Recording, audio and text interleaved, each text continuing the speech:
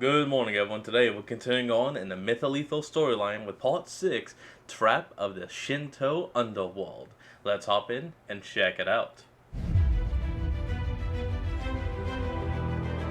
The story Mortis didn't know of the what to god, think, staring at the supposed goddess of harmony, wielding Zeus's thunderbolt, and looking ready to dole out anything but harmony. Ares, what's going on? Why does Harmonia work for the Imperium Pantheon? Ares replied, loud enough for Harmonia to hear, even over the crackle of the bolt. Why, you see, kid, Harmonia here has been brainwashed by her gramps into thinking Tarsa and her team of tyrants are somehow the good guys for wanting to control everyone and everything. Whatever got into Zeus to make him think Tarsa wasn't a psychotic monster seems to have gotten into my confused daughter's head, too. I'm not confused, Ares, Harmonia stated, hovering off the ground. Zeus is right about Tarsa. She may be crueler than is necessary at times, but having a pantheon to rule over the other gods is needed. I will bring harmony to this world by whatever force is necessary. Oh no. Lorna crossed her arms. Well, that is certainly a harmonious attitude. I'm starting to see why my sister is so Yes, harmonious in death. eager to kill gods. You're not touching Harmonia, God-queller number 2. In fact, all you back off her. It's a father's job to teach his daughter some manners. Ares pulled down the front of his sure, armor go and ahead. tapped the runes on his chest. A ring of various glowing red weapons appeared around him. He stuck his spear into the ring and left it hovering there, then pulled out a round shield from it, wielding that on one arm and holding the sword Amphenella had given him, Dainsleif, in the other. Joining Harmonia in the air came 8 more figures out of the cave entrance to Yomi. They were muscular beings with demonic faces and different colored skin, as well as different colored forms of lightning sparking off of them.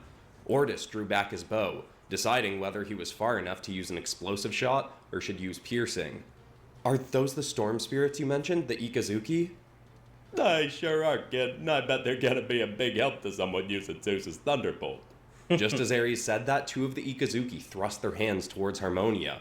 From one, sparking fiery orange lightning shot onto her body, and a black lightning with a white aura came from the other.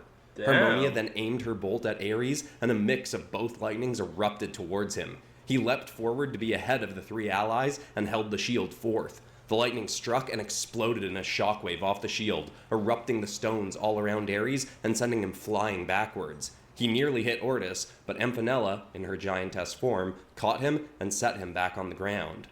Ortis asked, Ares, are you okay? Okay, I'm so proud of my little girl. I mean, she may be hitting working you? for the biggest pack of gas bags in history, but I've never seen her pack a punch like that. Great hit, honey, but try using more lightning next time. You're up against the god of war, not some cute little demigod. Ares suddenly leapt towards Harmonia. You know what? That would make sense for Ares to be like, hey, you did a good job, kiddo, but you need to pack a bit more of a punch if you want to actually hurt me. She sprung forward as well and punched Ares with the fist holding the bolt. She struck his shield, but he absorbed it and punched her in the stomach with the hilt of his sword. She shot backwards and smashed into the boulder, once blocking Yomi. She sneered and held out the bolt. 4 more Ikazuki shot their lightning to her, and she sprung off the boulder towards where Ares had landed. Come on, kiddo, don't hold back. Give me all you got. She got close but hurled the bolt past Ares towards his allies. He immediately turned around, but the bolt approached Ortis, then spun back around and came towards Ares again. Harmonia then punched right at the back of his head, but without even looking, he caught her fist. Ah, that's a good idea, honey. Would have worked on someone who isn't me, but, you know, I am me, so... He ducked his head Hey, aside as the bolt he's still flew and praising. soared past him straight into Harmonia. An explosion of lightning sent her flying back into the boulder once more. Ares then leapt up to the closest 2 Ikazuki. They both shot lightning towards him, but he blocked both shots with the shield. He continued to soar towards them, smacked one in the head with his shield, sending it spiraling into another off to his right, then stabbed Dainsleif right through the chest of another. It grabbed Ares' arms as they fell towards the ground and shot flaming lightning across his body. Ares seemed to wince slightly, but still he tackled the storm spirit straight into the stone ground on the other side of the boulder. Harmonia and the other Ikazuki all flew over to face him on the other side. Ortis looked towards the entrance of Yomi and saw that now, no beings or creatures were blocking it. He Now's looked the to chance. Amphenella and Lorna. If we can bind Izanami with Gleipnir, she'll be significantly weaker, right? Amphenella nodded. Yes, still able to fight and still likely a threat, but weaker all the same. Ortis nodded, then ran towards the boulder, hearing the fight on the other side. Ares, change of plans. You keep Harmonia and the Ikazuki busy, and make sure nobody rolls the boulder back in front of the entrance. Amphenella, Lorna, and I are gonna go get Mythal. From the other side, we go. heard Ares say, That's a risky plan, kid, but you do you. I'm having fun here. Ordis expected some of the Ikazuki to hear that and come over to stop them, but they all stayed fixated on Ares. Amphenella and Lorna joined Ordis at the mouth of the cave and descended in. The sound of thunder faded into the distance behind them. Alright, next up, guessing it's gonna be those demons of thunder and lightning. They walked in silence for a few minutes, seeing little more than black stone around them. Ordis held Suriastra drawn back, both to be at the ready for Izanami, but also for the flames to light their way. Lorna eventually broke the silence. Does anyone know what exactly we should be expecting from this place? I'm not sure about either of you, but I've never been to an underworld before. Amphenella shrunk back down to her normal form to avoid hitting her head on the cave ceiling, and replied, I have been to Helheim before. It was not pleasant, but not awful either. Many seem to be enjoying their stay well enough. Ordis shrugged. I don't really know. I don't know a ton about the Shinto deities. A lot of my most reliable knowledge is on the Greek pantheon and members of the Imperium, but they've kept pretty quiet about what goes on down here. I assumed torture, but we should be ready for anything.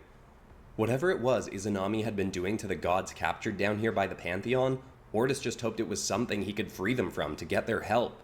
But it didn't make Ordis hopeful that Izanami was letting them get so far. Damn, that guy's got some big horns. She was likely confident they wouldn't be able to do much. But it didn't matter. No matter what Ordis had to do, he was going to free Mythal and find a way to defeat the Pantheon. The world needed them gone, and Ordis needed Mythal back.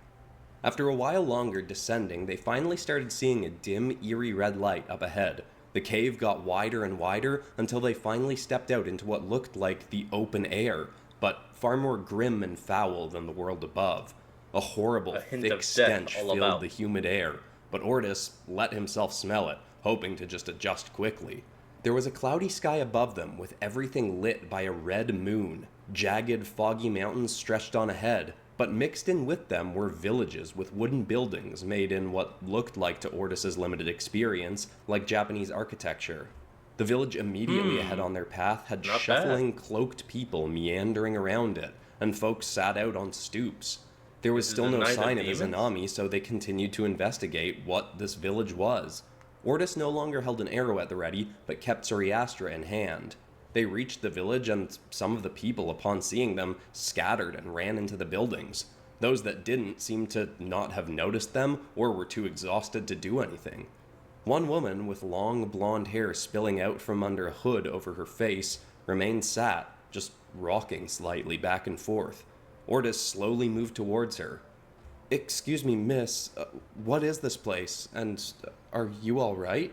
She tucked her body in more as he got close. Don't touch me. Please, leave me be. I have nothing for you to take. Ordis crouched down near her. I don't want to hurt you. I just want to... He trailed off as he noticed a faint glow coming from the bottom of her feet. Excuse me, can you show me your feet? Lorna crossed her arms. Well, that's not a creepy thing to ask a woman you just met. Ordis ignored her. The woman seemed like she was trying to curl in on herself more and more, but she rolled one foot over to reveal the bottom. There, dim but still present, were the clear runes of a god. Ordis stood up. You're a goddess? Why are you acting so frail? She shook her head. No, I'm not a goddess. I'm just a villager who wants to be left alone. Alone, please, leave me alone. Ordis wanted to ask more, but then heard Amphenella growling in a muffled voice behind him. He and Lorna whipped around to see Amphenella gripped in the air by Izanami, who was holding her mouth shut. Ordis pulled back his arrow and fired a piercing shot right for Izanami's head, but as soon as the arrow got close, she vanished, and Amphenella dropped back to the ground. Lorna looked around for where the goddess of death may have gone, and Ordis ran up to check on Amphenella. Hey, are you okay? Did she do anything to you? Amphenella coughed, and some crumbs flew out of her mouth, but then she slowly looked up at the village around them, then at Ordis. She immediately scrambled backwards on the ground away from him. You are a killer, aren't you? You killed my family. Please, just leave me alone. Go, please, go. Okay, so it looks like whenever a god or well whoever is a prisoner here is forced to eat something, they become this. Ordis then A noticed that the terrified, godly scared runes of baby. Amphanella's arms were sliding across her to her torso, then disappeared behind her clothes. He imagined they were going to her feet just like the other scared goddess.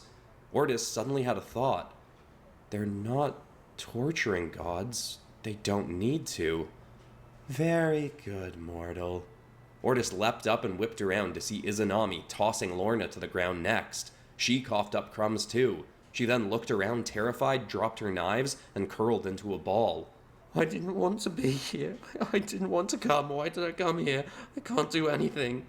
Izanami hovered slowly towards Ordis, who drew Suriastra, but didn't yet fire. You see, mortal, it is very easy to control anyone, even gods, if you can keep them scared and confused. So all Tarsa had to do was use her beast sphere to elevate the curse of Yomi.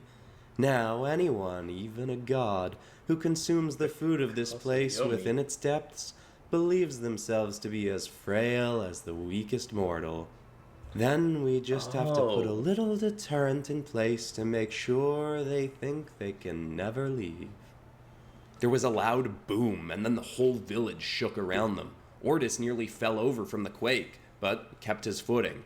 He heard villagers cry out around him. The first woman he'd approached said something about, Don't anger him. Don't anger Namazu. Don't angle. A massive shadow suddenly cast over Ordis. He looked up and saw a huge catfish-like beast swimming through the sky, circling the village. When he looked back, Izanami was right in front of his face. He immediately clamped a hand over his mouth. She smiled. Oh, don't you worry. I don't need to trick you into thinking you're a frail, useless mortal. We both already know that is what you are. But just as a little reminder. She snatched Suriastra from him, grabbed the gauntlet Ares had given him, and tore the glove away. Oh no, Surprisingly, she tossed Suriastra back down, but kept the gauntlet. Namazu will not let you leave this place, but feel free to fight if you wish. The catfish. Numazu must be the catfish. Well then, let's take a look at it. She disappeared, taking the gauntlet with her. Ordis reached down and grabbed Suriastra, but barely got it a few inches off the ground before the searing heat was too much, and he dropped it. He ripped a part of his sleeve off his shirt, wrapped it around his hand, and tried grabbing it again. It felt like that may work at first, but seconds later the sleeve burst into flames. He dropped the bow and tossed the burning rag away.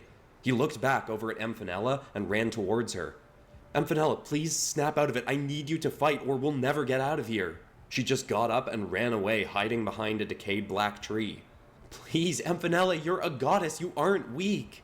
No, not a goddess. You're trying to trick me, just trying to trick me, to kill me like you did my stepbrother Fenrir. He turned back to Lorna, still curled up in a ball. That was still an Her accident. white markings hadn't moved down her body like had happened to the others. He crouched down next to her. Lorna, please, you're a god queller. You have power unlike anyone else in the world. That's why you have these markings. I can't hold Suriastra anymore, but you can. That bow just burned you and you're trying to get it to burn me.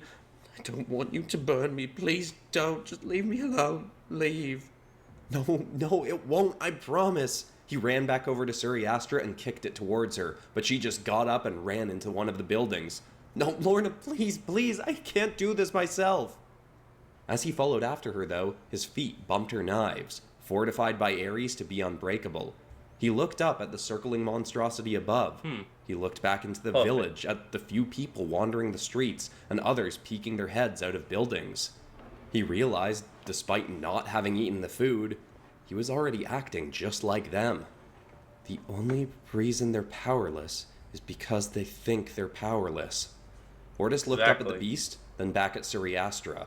His own expression suddenly shifted from desperation to determination.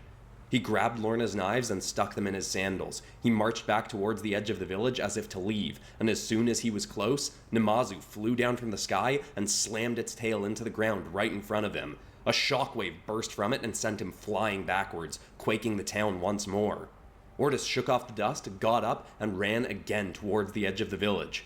Once more, the creature slammed the ground. He flew back again, and this time, people were calling out, "Please, don't provoke Nemezu! Stop it, it will kill us all!" Ortis got up and looked back. Nemezu. As he hoped, more Come on, concerned and Ortis, you can cowering do this. faces were paying attention to his actions. "You think you're all weak mortals? Well, I know I am one, but that's not going to stop me from fighting for all of us." He marched over to where Suriastra lay, took a deep breath, then grabbed it tightly in his fist. He clenched his teeth in pain, feeling as though he were wielding a staff of pure fire. Every fiber of his body was screaming to let go, but he didn't. He drew back the bow and instantly started to feel the flames of the summoning arrow burning his other hand and his cheek. Oh, it's got a Instinctively, he bond. let go of the string from the pain before the arrow had been fully formed. He wasn't giving up, though. He took another deep breath and pulled back again, once more feeling the searing heat burning his flesh. "You're all stronger than me, and I'm gonna kill Namazu myself to prove that even if you weren't, you could still fight for your lives." With the arrow fully drawn, he Come on, released. Ortis! Heat rippled in a shockwave around his body as the shot soared across the sky. It struck the giant fish directly in its side, and a burning hole erupted into it. The beast screeched out in pain. Ortis desperately wanted to release the bow, but he drew back another shot and fired right at the creature's eye. The arrow missed its mark, but still blew another flaming hole in the side of the fish monster's head. It shrieked again and started flying right towards Ortis. Yes, He aimed yes. again and called, "Piercing shot!" He fired directly at the creature's head, and it punctured straight through its skull. It kept coming, and Ortis shot another and another piercing shot before finally the pain became too much. Ortis dropped the bow. His hands were blistered and covered in burns, but he it's still gotta managed hurt. to pull the knives out of his sandals and hold them at the ready. "Come on, I'll cut you to pieces if I have to." The creature got closer and closer, knocking the tops off buildings on its path towards Ortis. But before it reached, its eyes rolled back and it collapsed to the ground, making one last quake and sliding across the dirt dead. before stopping right in front of Ortis. Ortis ignored the pain in his hands and looked around at all the eyes on him. "See? You see what a mortal is capable of? And none of you are mortals. You're all gods. Remember that, and nothing can keep you here. Not Namazu, not Izanami, not anything." Some of the once cowering gods looked at one another as if seeking confirmation from each other. Ortis Yes. was about ready to make Yes. another plea when a hand wrapped around his throat and raised him into the air. "Well, that was a surprisingly valid effort, mortal." He stabbed Oh, the knives no. into her chest, but she just smirked, pulled both out, and tossed them to the ground. She then addressed the crowd. "Let me show you what happens when you don't know your places." She grabbed Ortis's arm and started pulling it away from his body as if to tear it off. Before she could, though, a timid voice said, "Piercing shot?" Then a flaming arrow wait, zipped yes! across the sky and burst right through Izanami's side. She instinctively let go of Ortis, and he dropped back to the street to see the first goddess he'd met, holding Suriastra. Ortis quickly raised his hands and showed her his burns. The blonde girl. You see, it burned me, but it's not burning you, right? That's because you're a goddess. She looked at his hands, then at her own, seeing that they were fine. She drew back again and more confidently said, "Piercing shot." She fired once more, and it blew right through Izanami's shoulder. She snarled in anger. "I'll show Yes. you worse Yes. than any agony you could have possibly feared." She soared down towards the goddess holding the bow as Ortis yelled, "Well, what do you fear, Izanami? Are you really so scared of Tarsa that you let her boss you around?" Before Izanami reached her target, she stopped, hovering just off the ground, and furiously turned to Ortis. "I fear nothing, mortal. Tarsa freed me from being trapped in this place. I follow her commands because she is the most powerful deity alive, and nobody could beat her if they tried." "Well, you still seem pretty trapped in this place to me." Izanami flew over Yes. to him and put her scarred, pale face inches from his. The two crimson eyes that floated behind her hovered right next to Ortis's face, sending their own foul kind of heat rippling against his already burnt flesh. Ortis continued anyway. "You said Ortis, you are a damn Chad right now. that Tarsa made it so that gods could be tricked into being scared that they weren't powerful enough to save themselves, right? What do you think the odds are she's done that to your entire pantheon to think none of you could overthrow her? Izanami opened her mouth to speak, but promptly closed it and just stared into Ortis's eyes for a moment. She opened her mouth again, but before saying anything, there were 2 slashing sounds, and Izanami choked.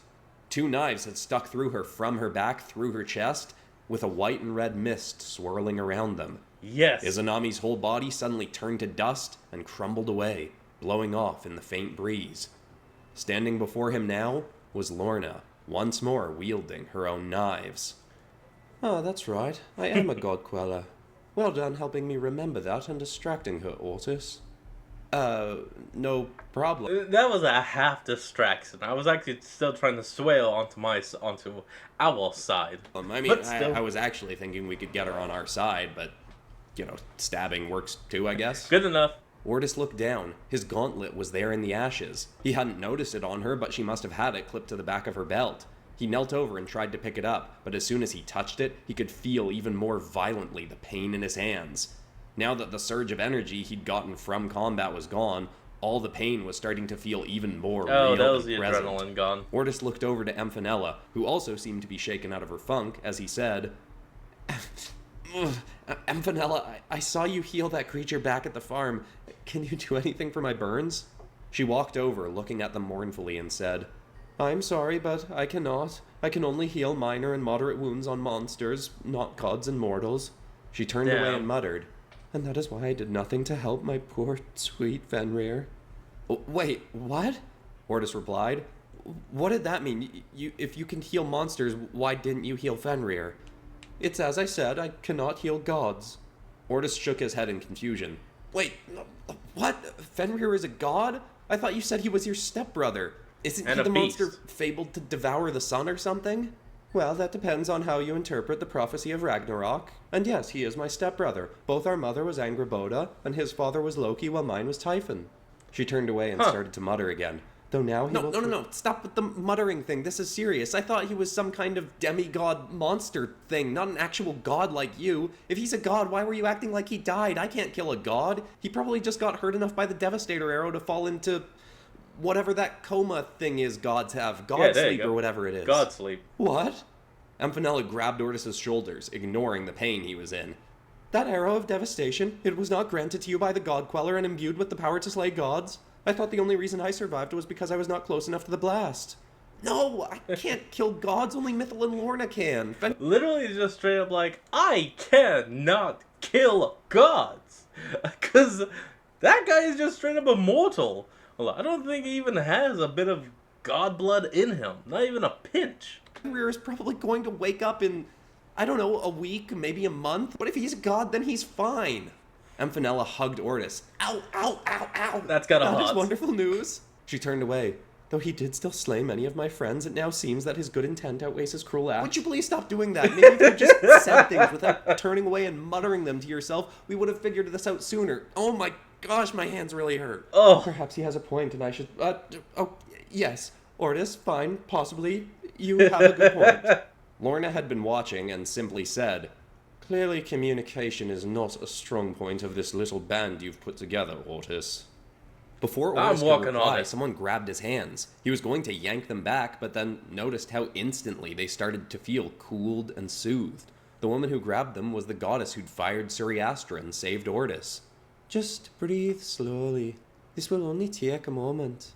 Ortis then I wonder who noticed the this runes is. from her feet had moved up onto her neck. She tapped and spun them until glimmering golden light started illuminating her hands.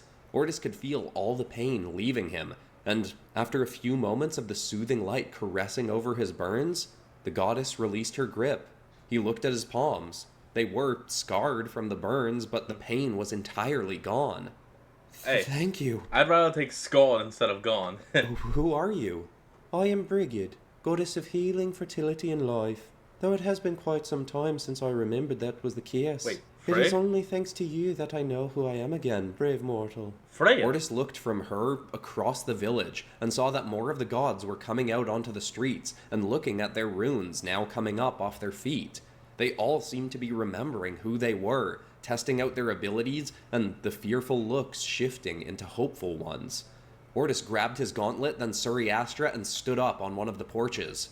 Gods and goddesses, please listen. You are all here because you tried to oppose the Imperium Pantheon, right?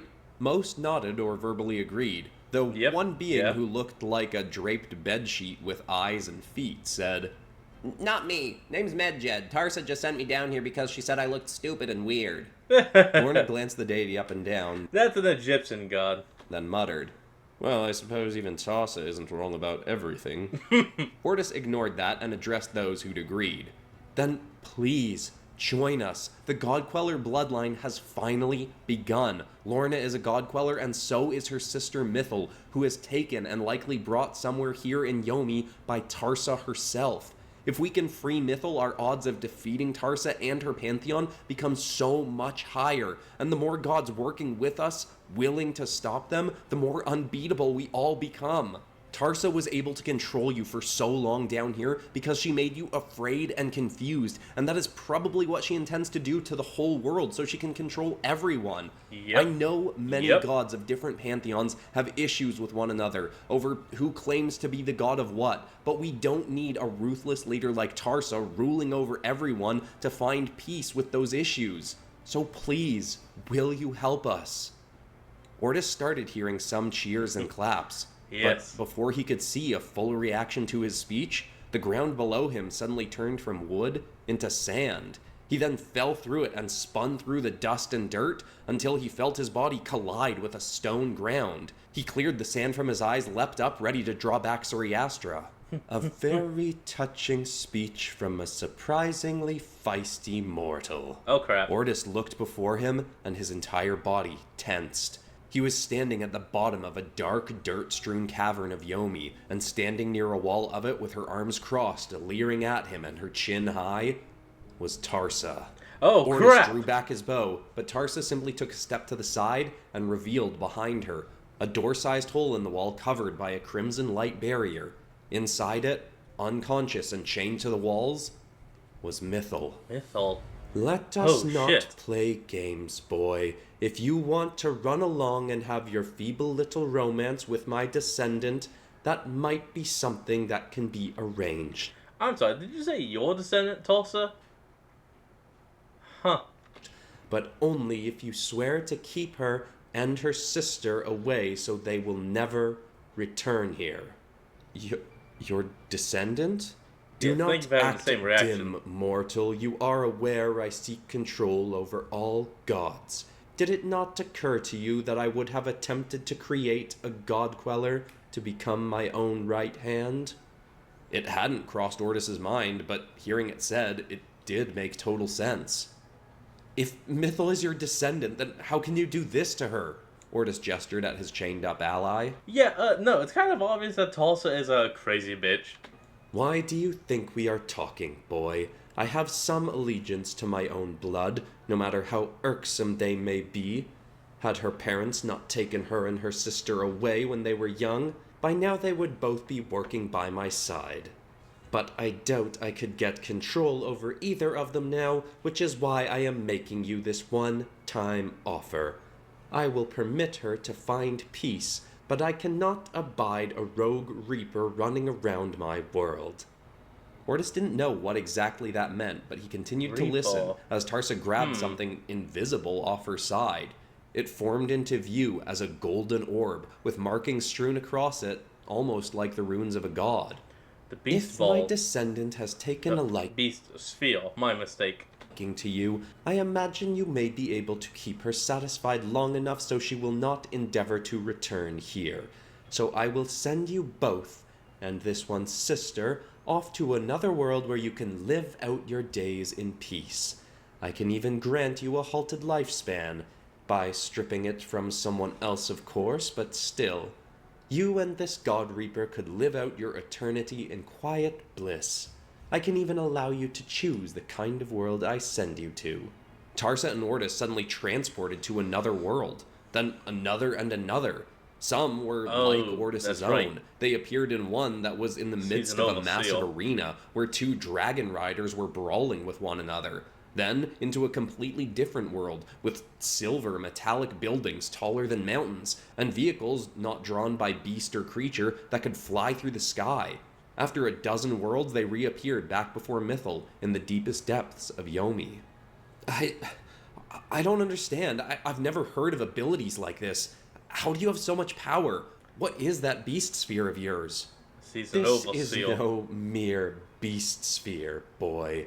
Surely it can create monsters, but it can do much, much more. She grinned far too proudly as she said, "The multiversal orb is what happens when a clever goddess tricks the 7 titans who constructed all reality The Archons. into giving her their own power." So Tulsa somehow was able to trick all 7 of the Archons to hand over the... Oh, right. Because they wanted physical bodies and need someone to make them. And that's the multiversal It's all orb. coming together. I hope you enjoyed this episode of Mythal Lethal. If you haven't watched all the episodes, I recommend going back to the beginning. There's 6 episodes now. Or maybe watching The Summoner's Beasts, which has 4 episodes out at the moment. Or Vigilance, I don't know, I got a bunch of series going right now. And I can't tell you how nice it feels not having to rush plot points. Like back when I did the Backcells Prison Saga 2 years ago or something, I was still super anxious about wanting everything to do well views-wise. So a series that probably could have ended up being 10 episodes, I condensed into 5. And I'm still pretty happy with how that turned out. But knowing Hey, that I never don't hurts have going to rush back. plot points for stories like this and Summoner's Beasts and stuff feels so nice. Oh, Anyway, yeah, the it's art links awesome. will be up on Patreon for free tomorrow. I'm still putting up some merch, but I've been a little bit behind on that. These also go up on Spotify as a podcast as well. Check out any of that if you want, but besides that, that's all for today, except of course for ending this video on some kind of positive or inspiring note. And the thought I want to leave people with is a nice simple quote that I heard this week that I really love, which is that change can be painful, but not nearly as painful as staying stuck somewhere you don't belong. Sometimes Nice. you need to make That's a little nice. push out of your comfort zone to move into a new territory of life. But once you make that effort, you can end up realizing that if you had stayed stuck where you were before, you never would have ended up being as happy as you can be now. I That's hope that's true. inspiring. I love you all, and I'll see you all in the next episode on Monday. Goodbye. Alright everyone, well that's going to be the end of today's video, and I hope you all enjoyed this. Remember to like, comment, and subscribe for more. Link to the original will be in the description below, and I'll see all of y'all next time when we flick back on. Till then, this is Fox, signing out. Peace.